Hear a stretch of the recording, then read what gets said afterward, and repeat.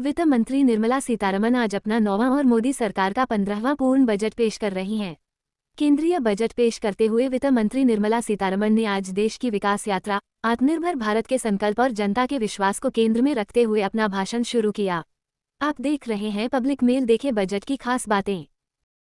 के इस पवित्र मौके पर और गुरु रविदास जी के जन्म अवसर पर मैं वर्ष 2026-27 के लिए बजट प्रस्तुत करती हूँ।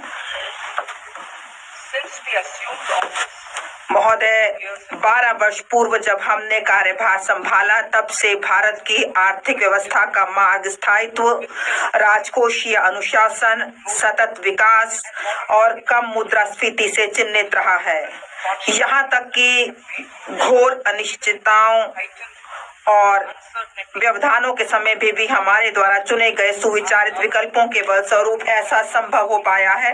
माननीय प्रधानमंत्री श्री नरेंद्र मोदी जी के नेतृत्व में हमारी सरकार ने निर्णायक रूप से निरंतर संशय के स्थान पर कार्यवाही और वाकपटुता के स्थान पर सुधार और लोक लुभावन दिखावे के स्थान पर जनहित को प्राथमिकता दी है। हमने लोक निवेश पर अधिक जोर देते हुए दूरगामी ढांचागत सुधारों, राजकोषीय मितव्ययता और मौद्रिक स्थिरता के मार्ग का अनुसरण किया है।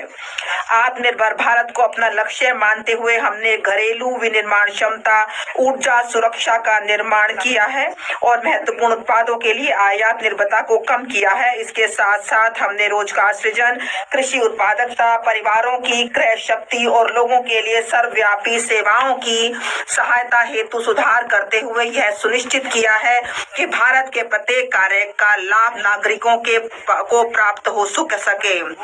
इन उपायों से लगभग 7% का उच्च विकास दर हासिल हुआ है और इससे हमें गरीबी को कम करने और हमारे लोगों के जीवन में सुधार लाने में ठोस कदम उठाने में सहायता मिली है। आज हम एक ऐसी बाहरी परिस्थिति का सामना कर रहे हैं जिसमें व्यापार और बहुपक्षीयवाद खतरे में है तथा संसाधनों तक पहुंच और आपूर्ति श्रृंखलाएं बाधित हैं। नई प्रौद्योगिकियां जल, ऊर्जा, महत्वपूर्ण खनिजों की मांगों को काफी तेजी से बढ़ाते हुए उत्पादन प्रणालियों को बदल रही है। भारत समावेशिता के साथ आकांक्षाओं का संतुलन बनाते हुए विकसित भारत की ओर विश्वास से भरे कदम उठाता रहेगा। बढ़ते व्यापार और पूंजी आवश्यकताओं के साथ बढ़ती अर्थव्यवस्था के रूप में भारत को वैश्विक बाजारों से नजदीकी से एकीकृत होना होगा और अधिक से अधिक निर्यात करना होगा तथा